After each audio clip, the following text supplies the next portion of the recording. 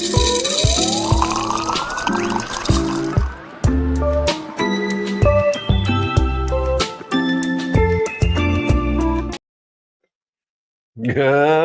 Monday morning.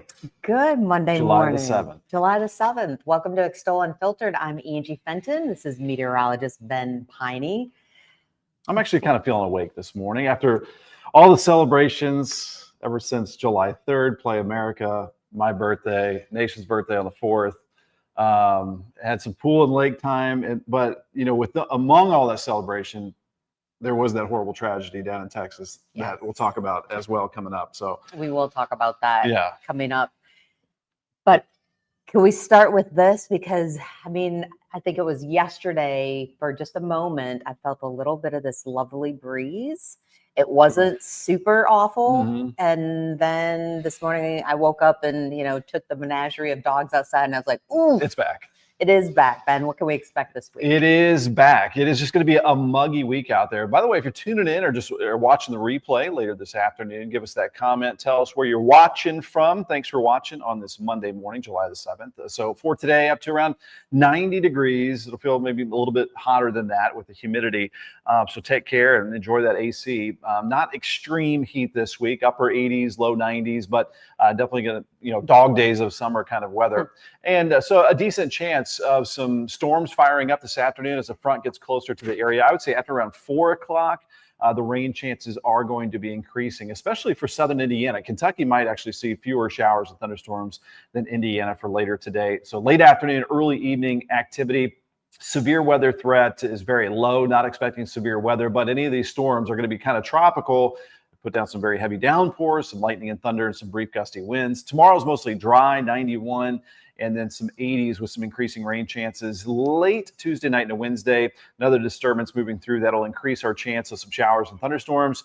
I think we get a break Friday, and then late Saturday into Sunday, another chance for some showers and thunderstorms. So you get the picture, occasional showers and thunderstorms. And actually, when you get rain this time of the year, it keeps away the drought. So there is a big benefit. It can be inconvenient from time to time.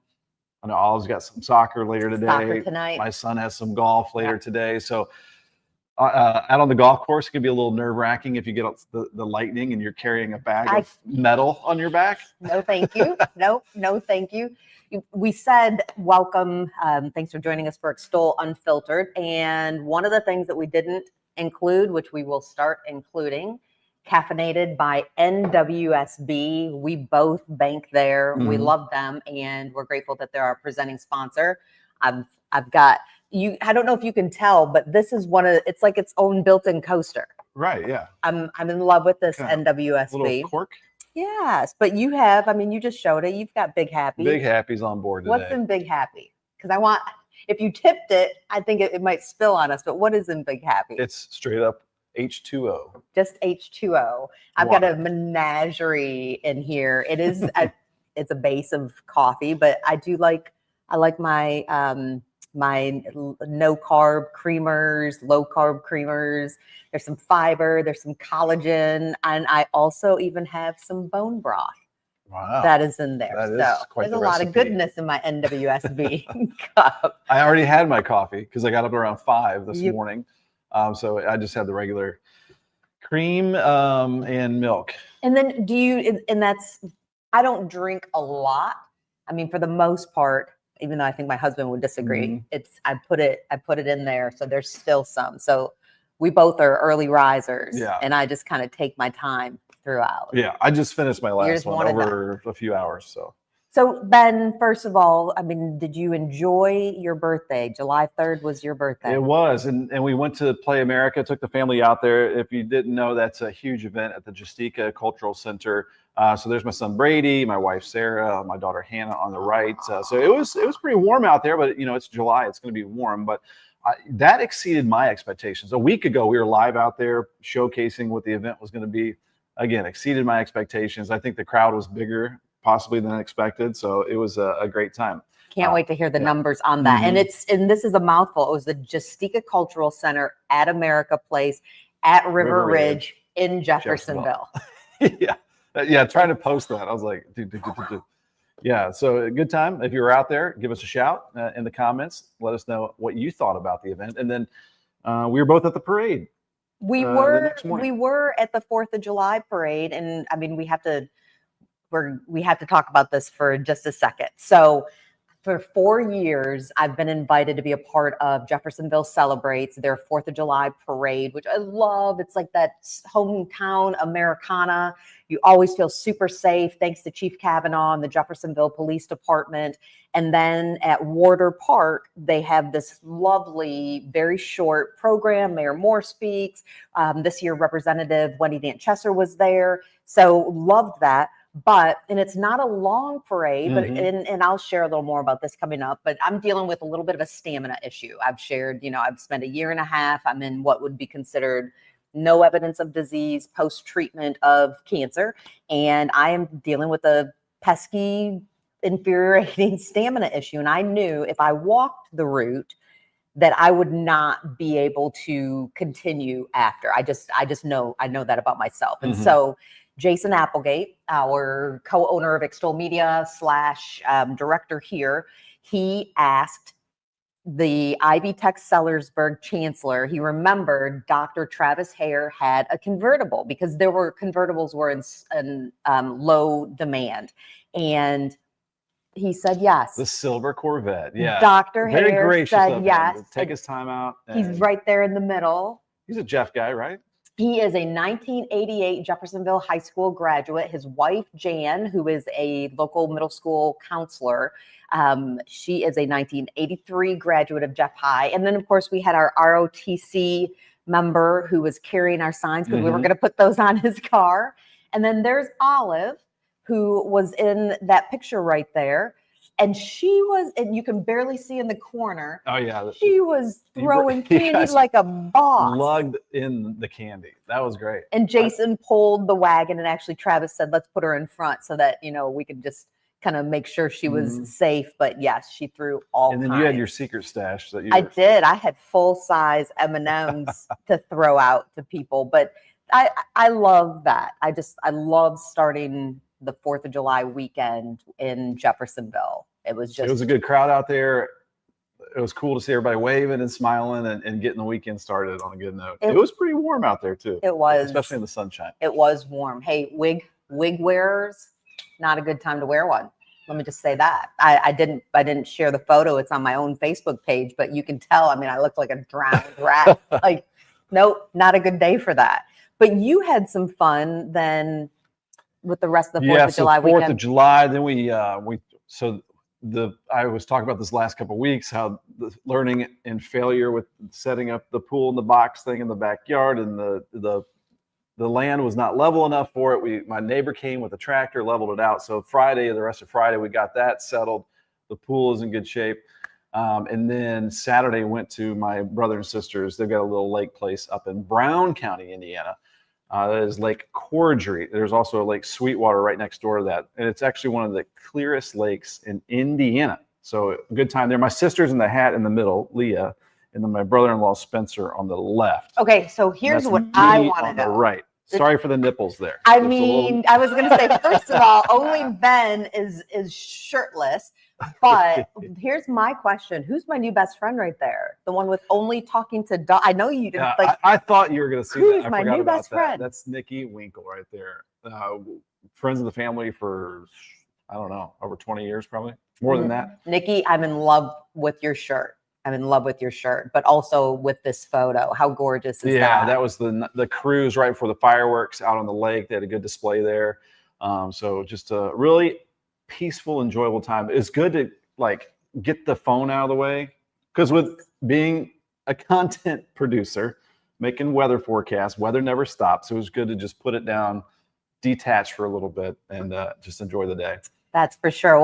Well, I love that we actually have comments that are coming through. I think there was a little bit of an issue this time last Monday. We love to know, say hello, let us know where you're at. Good morning to Santa Lincoln Crum. Good morning to you. Good morning, Santa Lincoln. Now, David Kroom says good morning to Ben. Good morning, David. Thanks for tuning in here. And so does Debbie.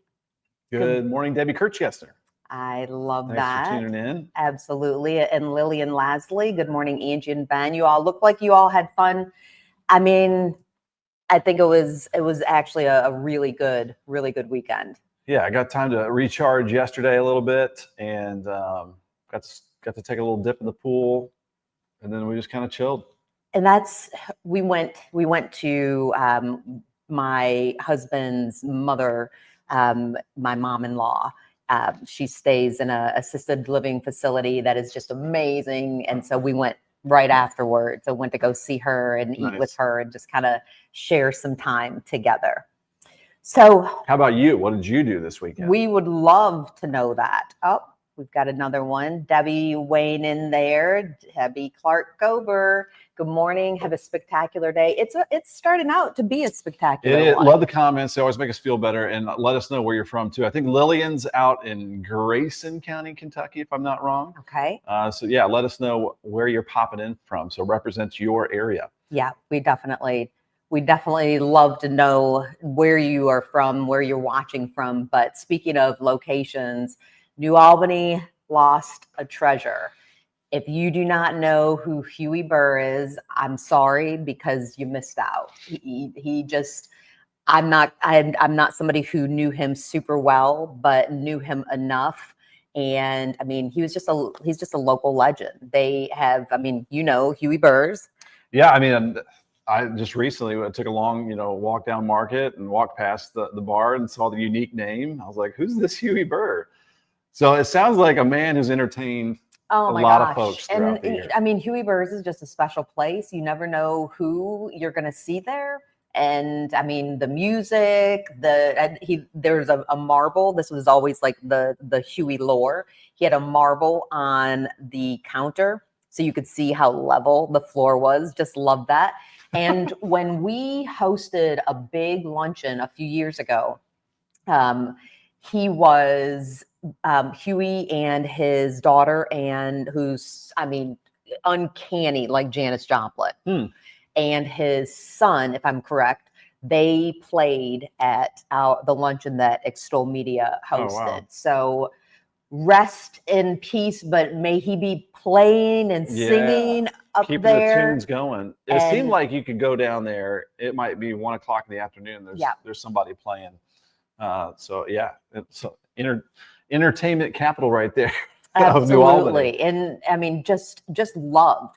Like, I remember going to the New Albany Farmers Market, and he's playing, and Olive at that point, wasn't this tall. She's just this little kid who's dancing like this, and he just his. I mean, I don't think he had a mean bone in his body. I mean, just such a kind person. So let's pull up some more comments here.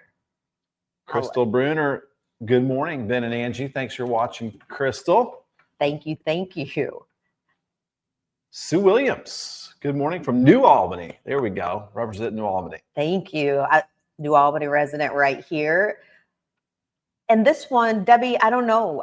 I'm not sure if he'd just won a big lottery. Jason might be able to answer that. Yeah, that's one that I don't know, but I know that Huey Burr, I mean, he not only was, but is. I mean, that kind of love you continue with, that's for sure.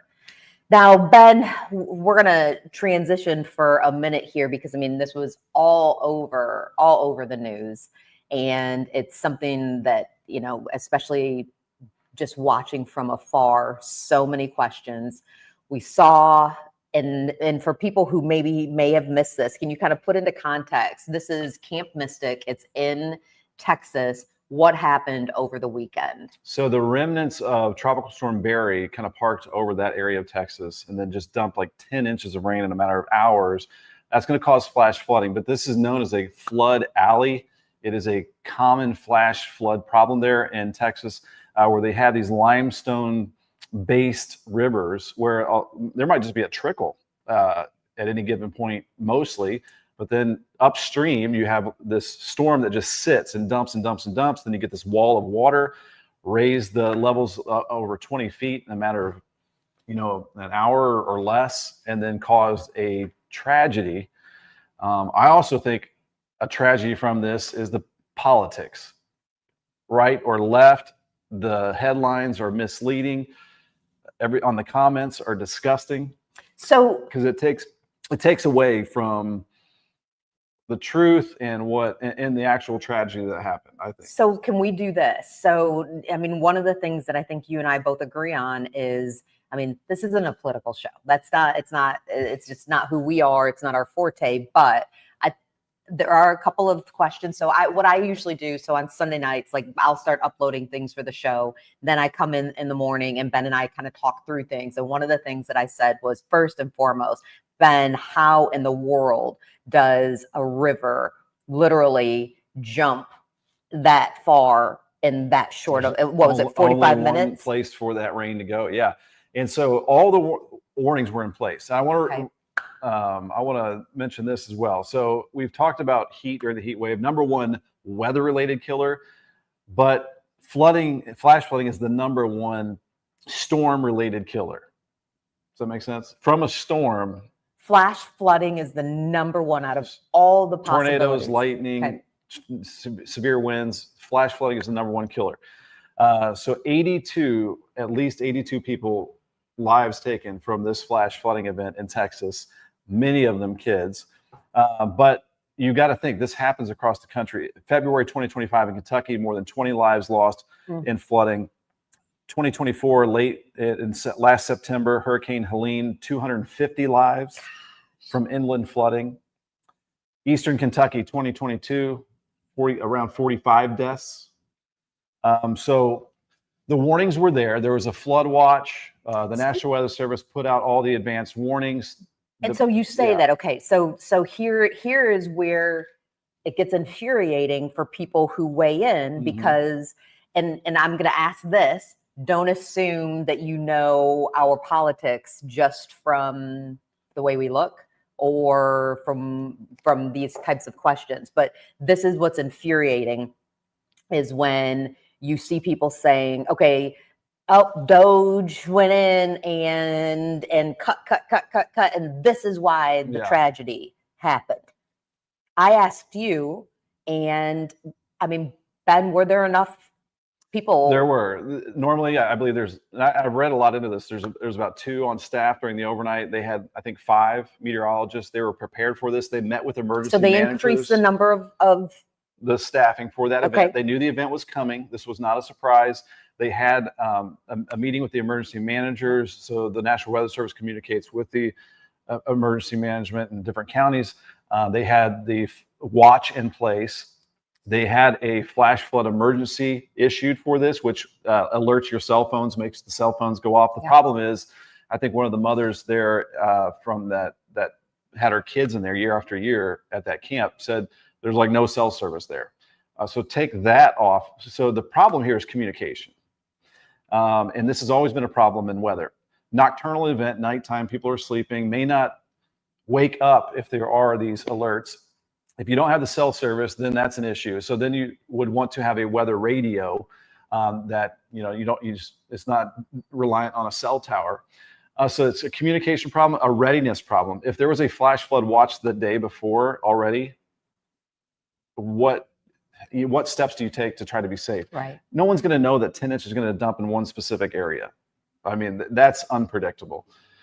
But if there's a flash flood watch and you're by a river, do we need to take steps to not, be in a certain place? And that's the thing. By so many different accounts, this Camp Mystic had these incredible leaders. One of them died.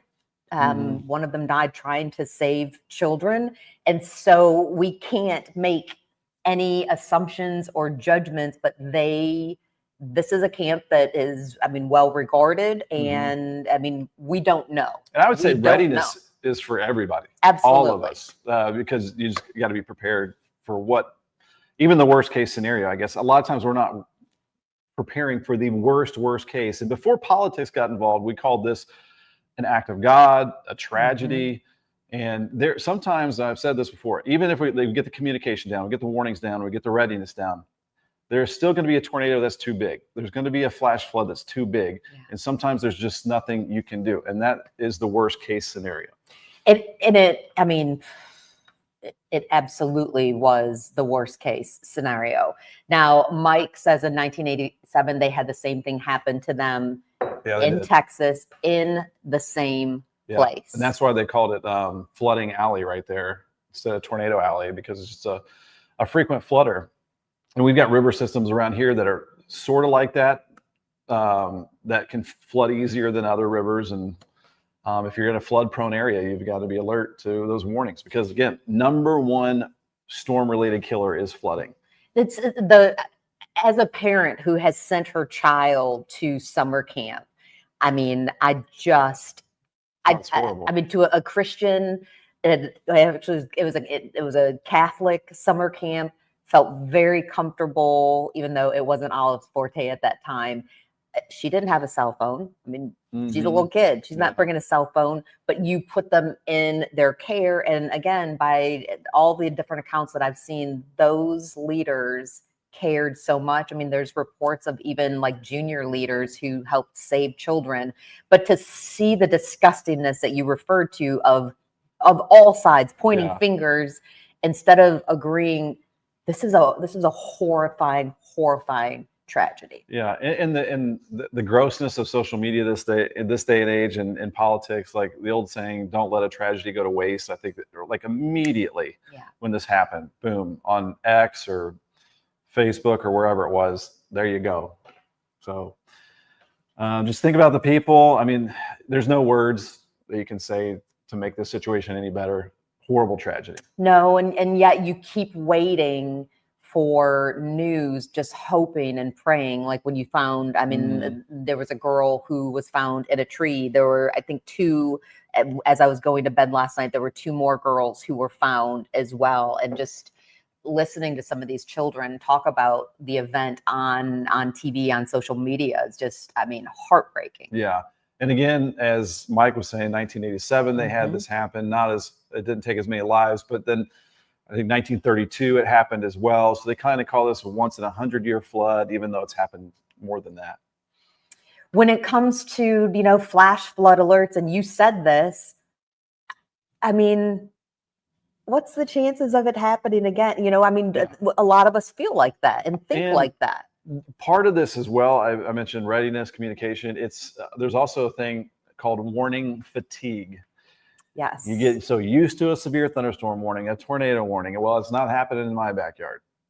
People are looking outside their window when there's a tornado warning instead of like taking shelter. Like there's just warning fatigue, and this is a reminder that please take these warnings seriously, especially a flash flood emergency.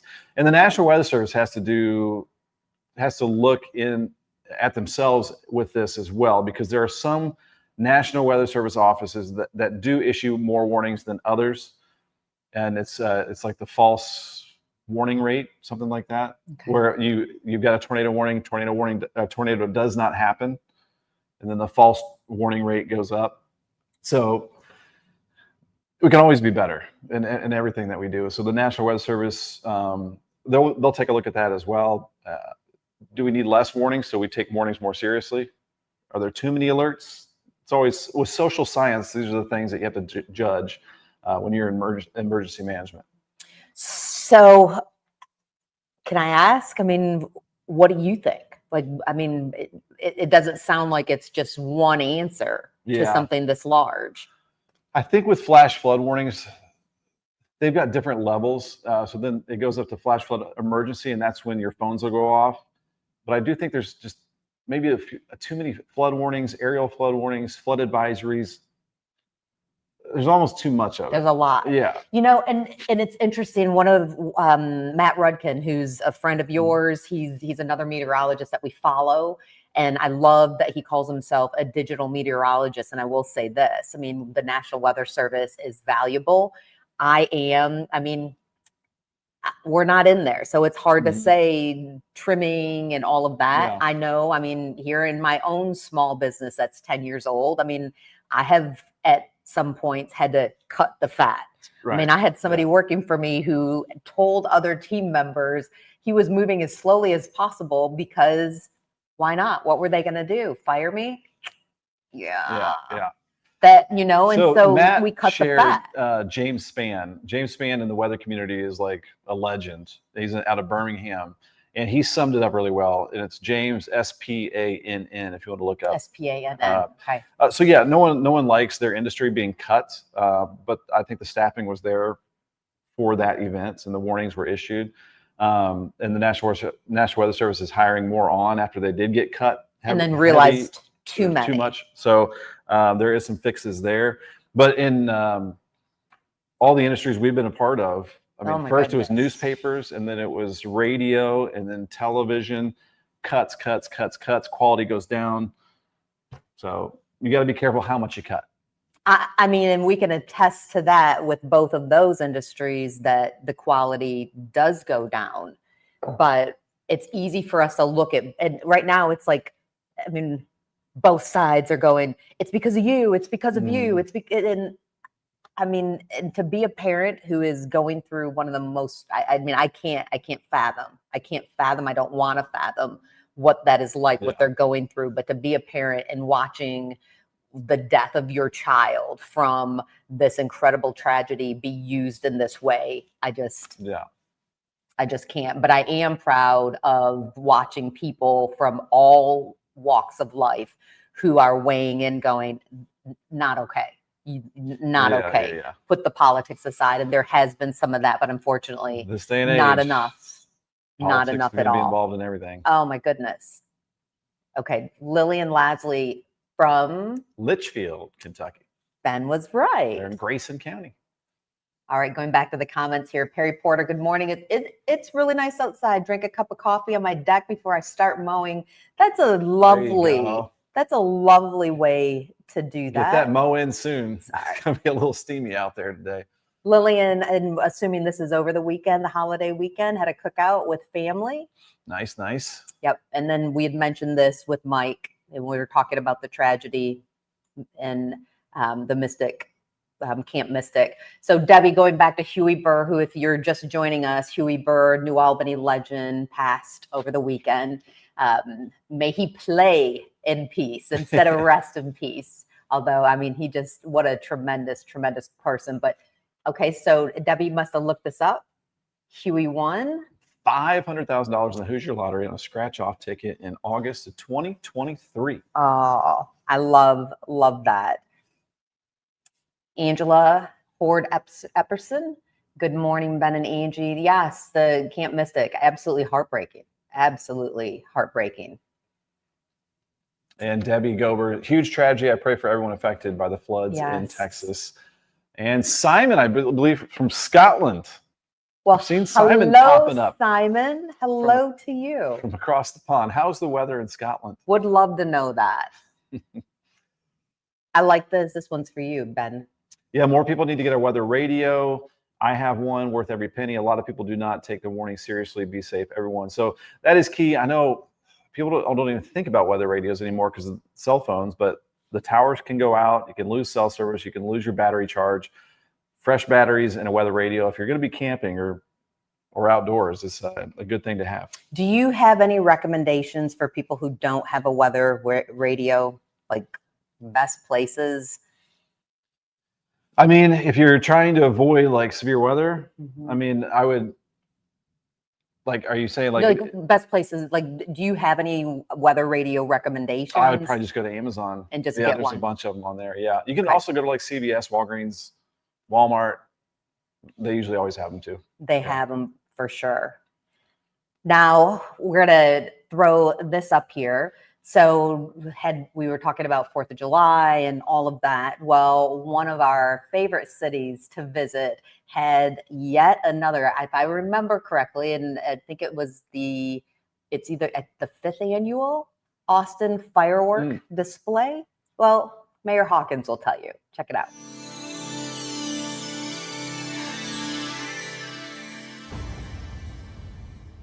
Hello, I'm Mayor Roger Hawkins. This is our annual fireworks event. Since I've been mayor for the past 6 years, we've had this for 5 years. The first year I was mayor, we didn't have it because of COVID. So we've been able to have that with the help of sponsors and all the vendors coming to set up, no charge to vendors. And it's been a blessing that we've been able to have this event every year. Yeah, this event here is probably one of our biggest events for the year. The event here is spectacular. This has been going on for many, many years, and honestly, I don't know the exact number because it was going on way before I started 9 years ago. Probably my favorite part of this event is just meeting new people, having new vendors come and set up, and just getting to interact with the community, because that's important. And that's a huge part of what we do in the mayor's office. I'm here with my wife, Tammy. We both do small-tail kettle corn. We make different flavors of kettle corn: spicy dill, bacon cheddar, jalapeno, rainbow, mixed berry, caramel, kettle, about 20 different flavors all together, maybe not all at the same time. Reach us at Small Town Kettle Corn on Facebook. About 9:30 or 10 o'clock, we're going to have fireworks here. We both worked at the Austin Post Office, so this is a part of our giving back to the community. I was here like 2 years ago, and it was like really fun, and I came back just like to watch the fireworks again. The fireworks that we have is well displayed. 20-25 minutes worth of fireworks. For the smallest community around, I don't think there's a bigger fireworks anywhere.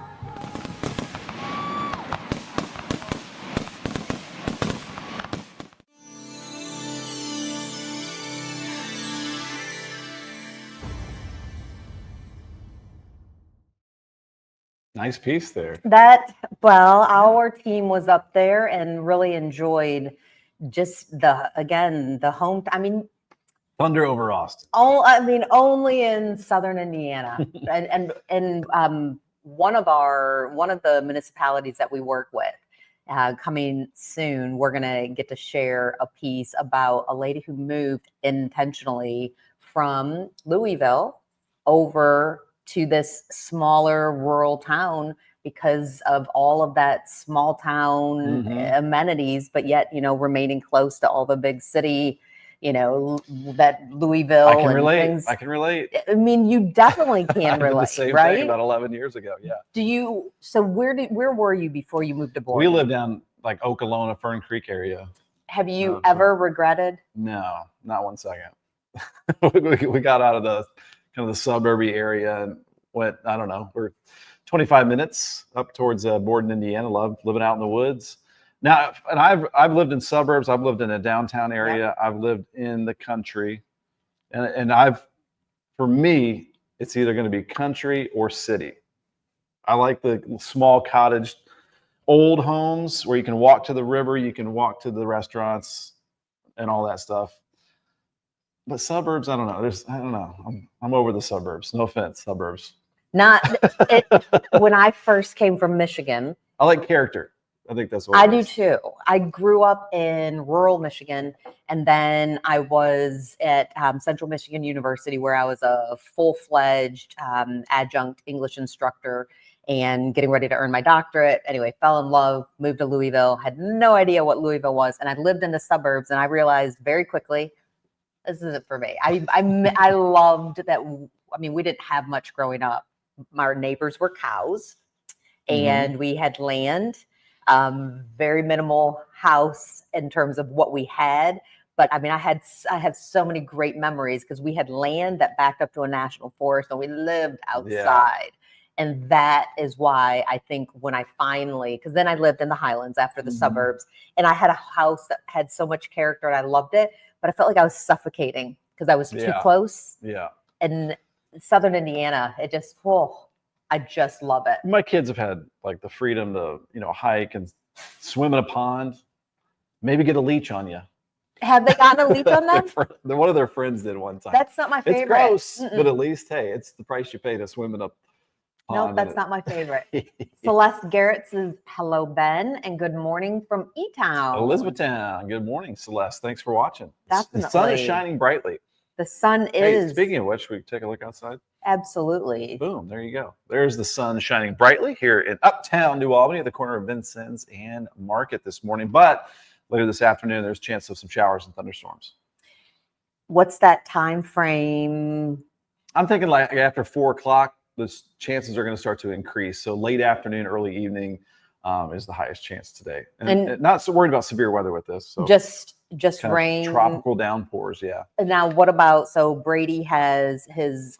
Yeah, we're going to be at Champions Point. He's in this junior golf circuit here in Southern Indiana. So really, really tough course if you play it out at Champions Point. So he's got his work cut out for him. I'm not sure. There's a lot of space between the holes, so I think they're allowing parents to shuttle the players between holes. So I'll see if I can get a golf cart or not. Because last week it was at Covered Bridge, and I looked at my phone. It was like a 6.5 mile walk in the heat. It was a rough one out there. That is late afternoon heat. That is a rough one.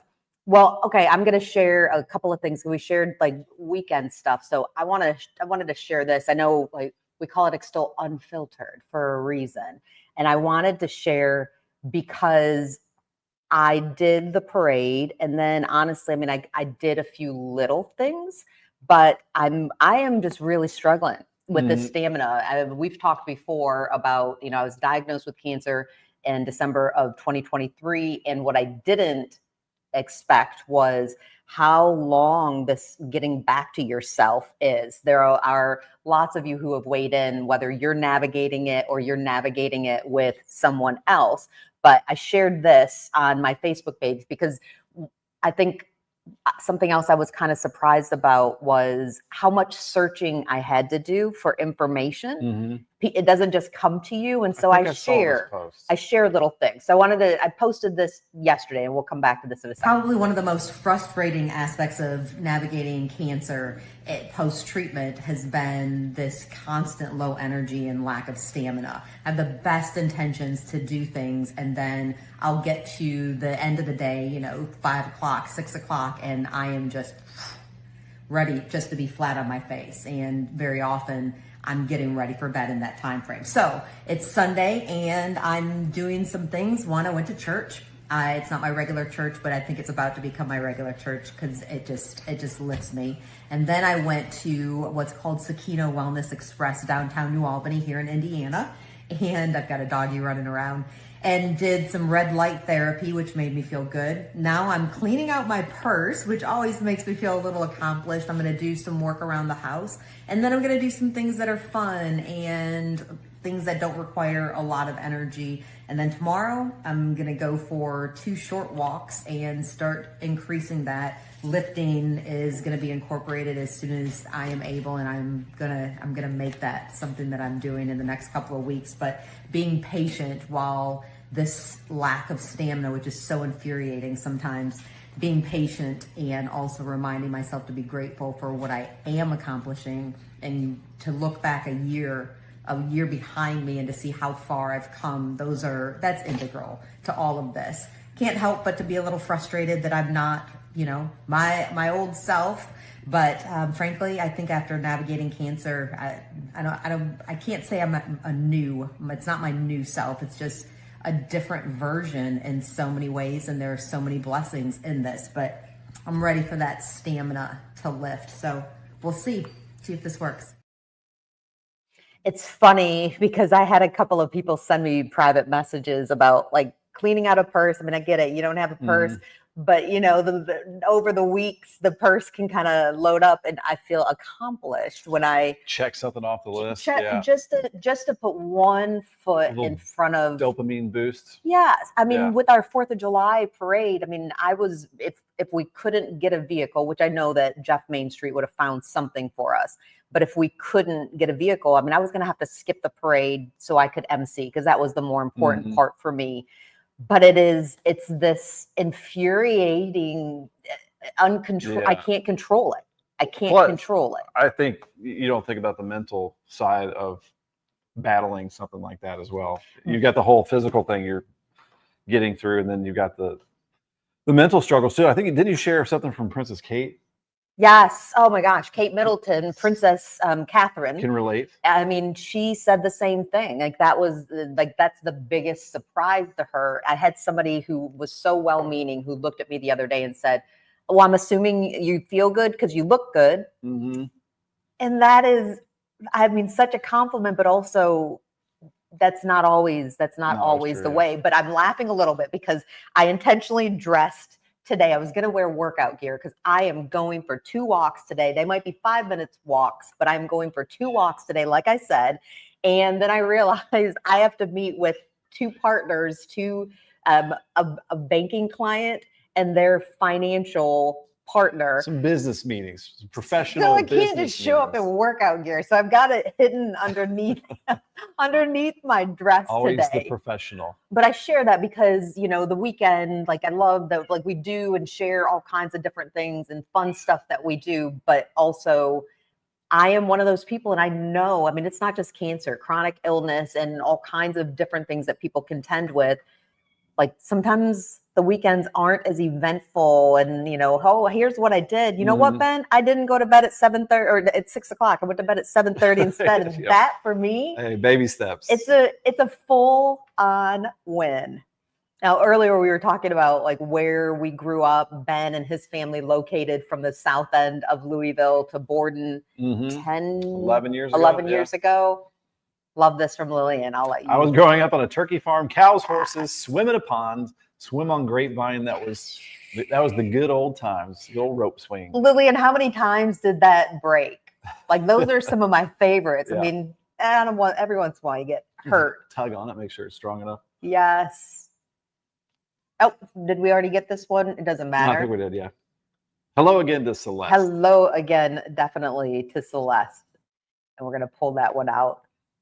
And then I want to share just a couple more things before we wrap here. One of those is, so God love my husband. He has been driving a 2010 Audi, which is a really safe car. And then when it breaks down, it is not cheap. Right. He bought it before he and I ever met.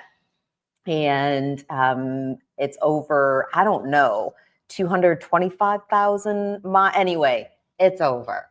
It's over. Like when we were we retired the Audi. like it's retired. When we woke up and had two places to go, and one of those was a very early morning shoot that was very important to get there early, and one of those was drop off the daughter and get to that shoot afterwards, and the Audi's dead, done. That Plus, was the amount of equipment this guy lugs around Southern Indiana. that was it. So we did not want to pile on a new car payment, but my car needed to get fixed. I have a 2020, doesn't even have 45,000 miles on it. It's an Edge. And I am going to say Jason is a little rough on cars. So he now gets the Edge. I got the newer, safer, bigger car, an Explorer. And I wanted to show you this. Okay. So here in the bottom corner, there I am, you know, bought the car, and I asked to do that. Because I love them at Heritage in Corydon. They are so lovely. And that's Devin. So if you see in the other corner, that's me and Jason and Devin. And they were so fantastic with us. Because I mean, we literally went there to pick up my car and left with a new car, because I mean, we have to have dependable transportation, right? And so now we have a new car payment, but whatever. But what I love the most, look at Devin. If you were in Corydon, you know Devin. So Devin is the top salesperson at Heritage. Like, I mean, that guy can sell cars, but there is downtime. And so and I believe her name is Renee, Devin and Renee. Nope, excuse me. It's Debbie. It's Debbie, and she's the finance director. Devin and Debbie, they grow They got a little garden out there. tomatoes. They grow pepper plants. I mean, what a great use of time. Yeah. And then Bert Hodge, who's one of our favorite people, allows them to do that there. Just give peppers to customers. I mean, I just absolutely love that they do that. And then the second thing, I have to pull this up. So after we were at the Justica Cultural Center, at America Place, at River Ridge in Jeffersonville, this time last week live, I came back and I had an envelope on my desk, opened up the envelope, and it was from Charles Wren of Under Productions. And we had somebody had contacted us about a really, really big job. Could we have taken it? Probably, and piecemealed it. But could we have executed in the way that we wanted to? Absolutely not. And so Jason referred to Under Productions and Charles Wren. And you know what Charles did? He cut us a commission check. Oh, nice. I mean, that's one small business, and I mean, Charles executes, and it was a very specific event.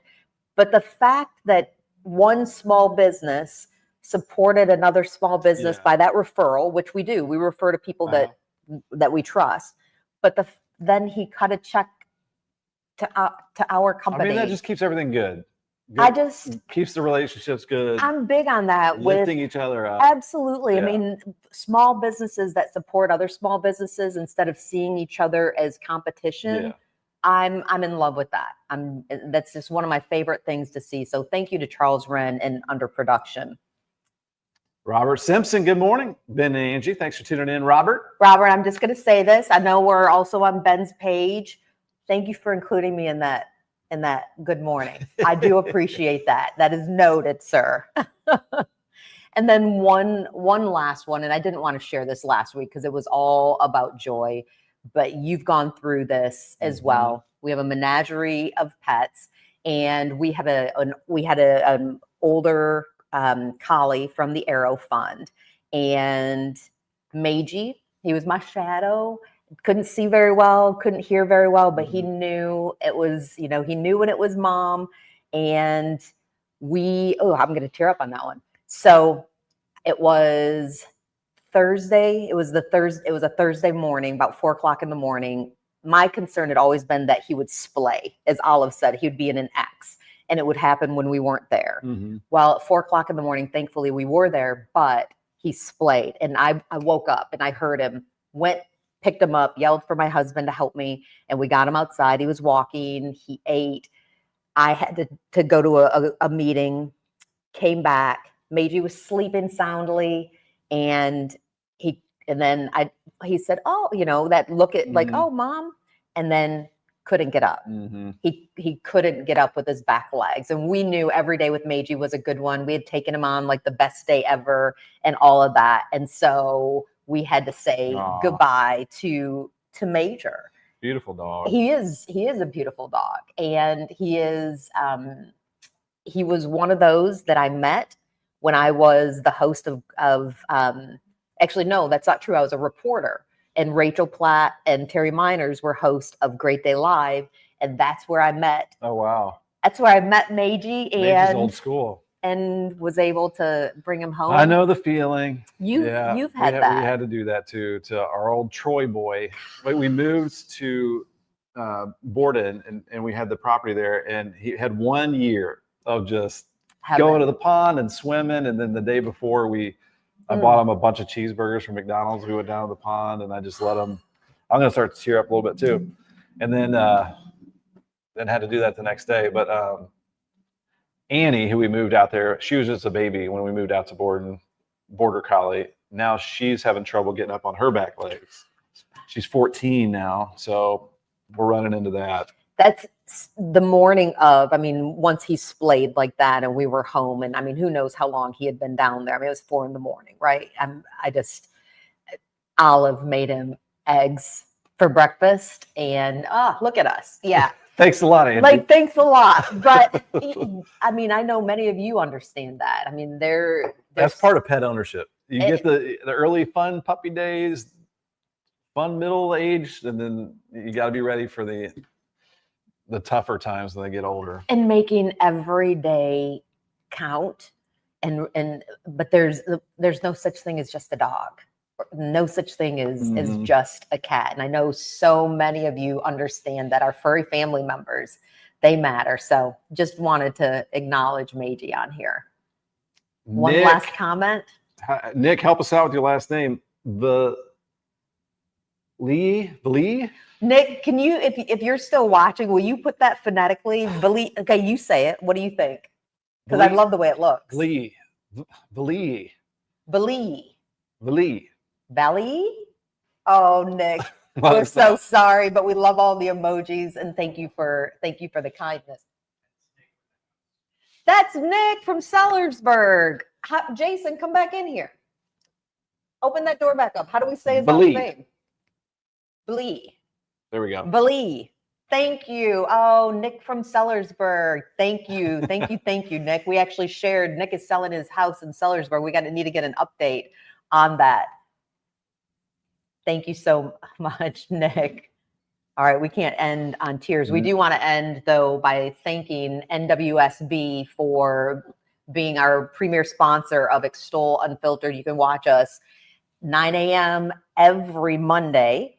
We appreciate it's Extol Unfiltered, caffeinated by NWSB. Caffeinated by NWSB. Caffeinated by NWSB. And Ben, if you're okay, we're going to go out with Art with Adam with a new, and you're going to, well, I'm not even going to spill it.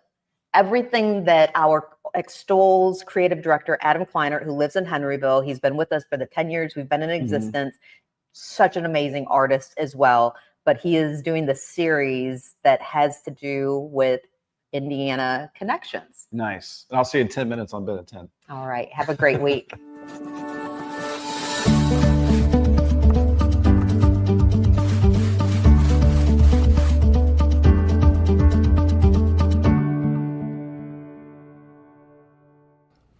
We're back for our second installment in our Indiana series, and today we're going to focus on our tallest president, Abraham Lincoln.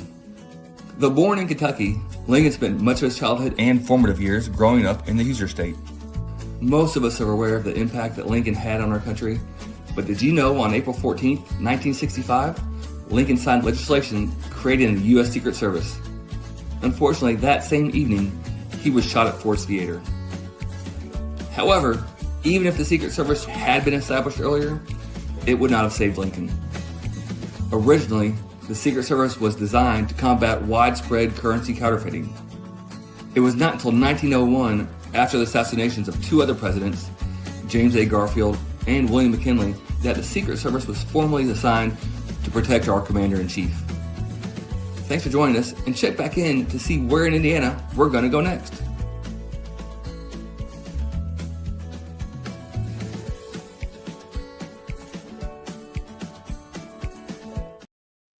Awesome job. Love Adam.